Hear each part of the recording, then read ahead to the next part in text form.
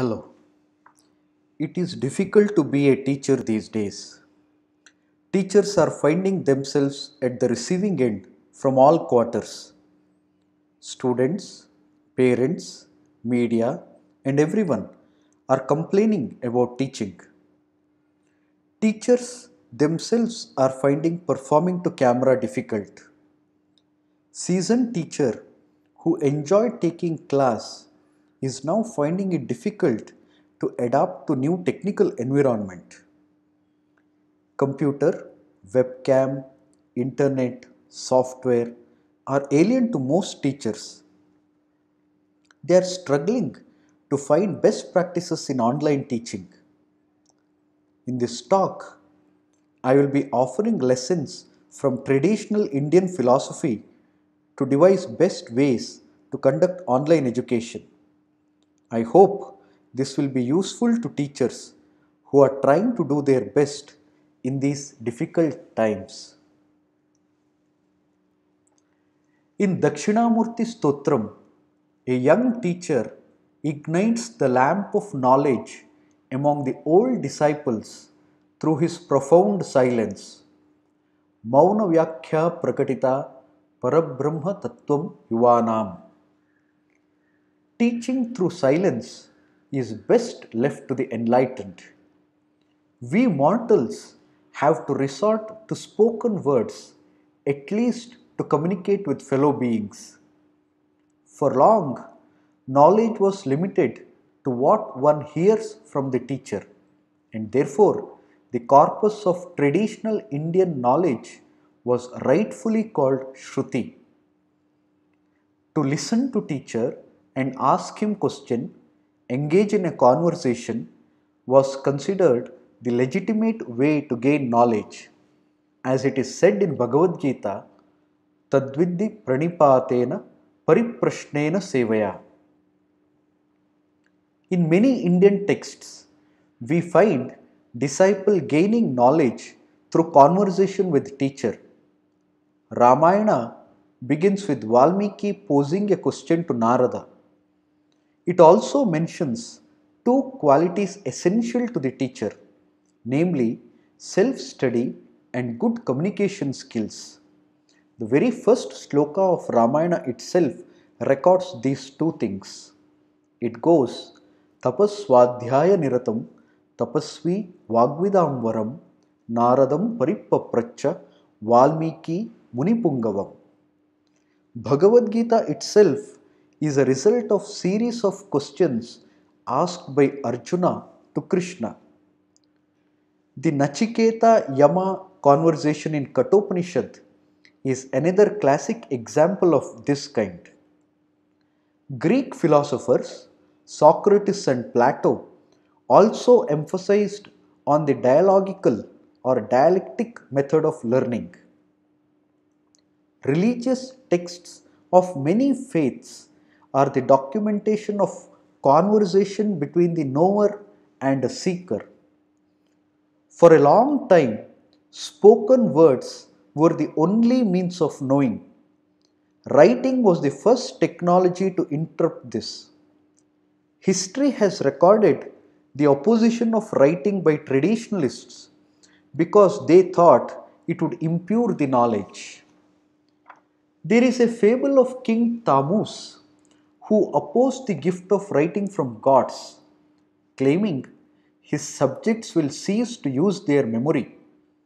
In Ramayana, there is no mention of written communication at all. It is only during Mahabharata that we see the role of scribes.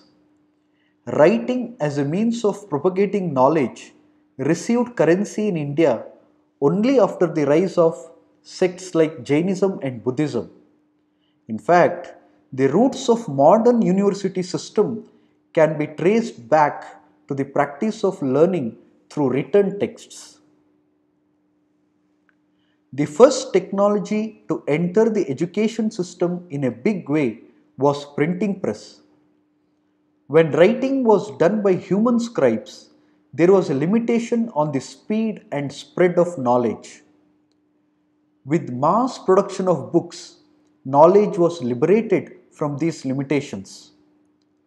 Religious institutions who considered themselves as the sole bastions of knowledge were worried about their diminishing influence in the society. But they soon realized that they can use the same technology to reach millions effectively. With printing press, the knowledge era signaled its grand entry, and we saw it bloom through Renaissance and Industrial Revolution. Technology always looks threatening initially, but with right usage, it can enhance the quality of work. Books are printed from long time and is easily available for everyone. Has this diminished the role of teachers? No. Teachers of all era have happily integrated the tools and techniques of the day into their work. Books, writing and allied instruments are the bedrock of education system today. Teachers have relied on variety of tools beginning with charts to modern projectors to effectively deliver their job. But with the introduction of computers, mobiles and internet, the old challenges are being presented in new ways. Teachers sometimes legitimately feel concerned about their role in a time where information is available to anyone, anytime, in the form of their choice. The revolution started with printing press has come to a full circle. Not only texts, but video and modern presentation techniques have made access to knowledge easier. MOOC has opened up the possibility of universal classroom. The future seems to be bleak for teachers and educational institutes. How can we adapt and grow with technology is an interesting question to ponder over. Indian thinkers have classified learning into four stages as mentioned in the following shloka. Acharyat padamadatte, padam shishyaswamedhaya, padam sabbrahmacharibhyah, padam kalakramenacha. A student learns a quarter of knowledge from good teacher, a quarter on his own, another quarter from his co-learners, and the last quarter he learns with time. This classification is relevant even in present times. Today, we understand that there are four forms of learning. They are instructor-led learning or classroom learning, self-learning or personalized learning, peer learning, and lifelong learning. These four categories are the same as mentioned in the above shloka. Education policy makers insist that educators incorporate ways to include all the four types of learning in the curriculum. It should not surprise anyone that ancient thinking can still be relevant despite the advances made by mankind. When we look at ways to integrate technology in education, we should focus in these four areas. Most of the advances in technology-enabled learning is limited to the first category, namely instructor-led learning.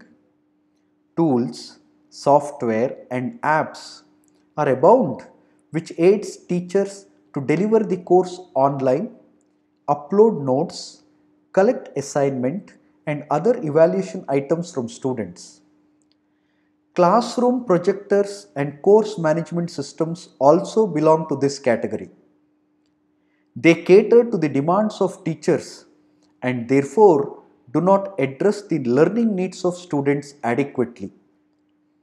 They also provide unidirectional communication and therefore have limited appeal among students.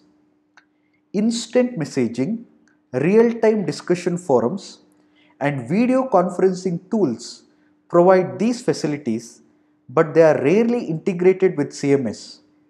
Therefore, the first challenge for teachers is not only to deliver their work, but also engage with students using technology.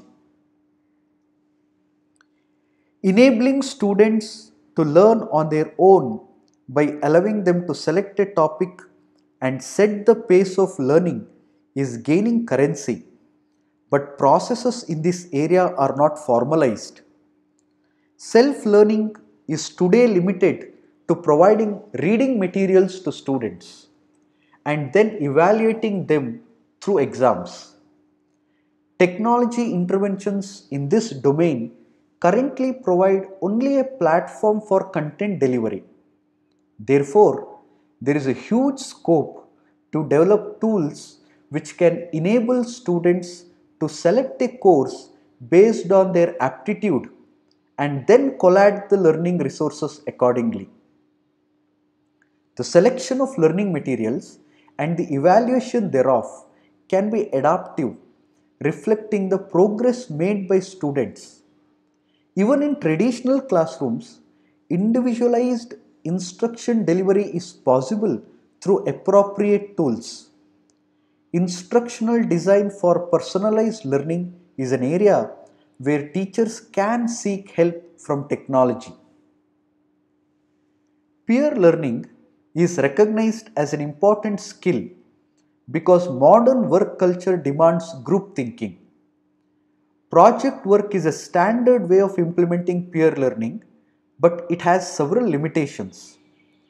Students rarely prepare a project plan, and even if they do one, rarely follow that plan. Moreover, peer learning is not limited to working in a group. How students in a group help each other learn is an important aspect that rarely gets any acknowledgement. Students use social networking tools extensively, but the huge data generated therein has not been accounted for in formal education system. Data aggregators and modeling tools, along with techniques from machine learning, can help teacher create cooperative learning environment among students in an efficient manner. An educated workforce which continues to update its skills according to the needs of the economy is the backbone of any society. Therefore, lifelong learning gets due attention of policymakers and therefore they promote open schools. Today, MOOC are considered the future of lifelong learning models. Offering MOOC in itself cannot solve the problem as witnessed today. They should be integrated with formal learning systems and incorporate their best practices. The role of technology in today's education should be to integrate all the four forms of learning into a single platform. This holistic system will help learners and teachers to actively participate in the process of delivering quality education.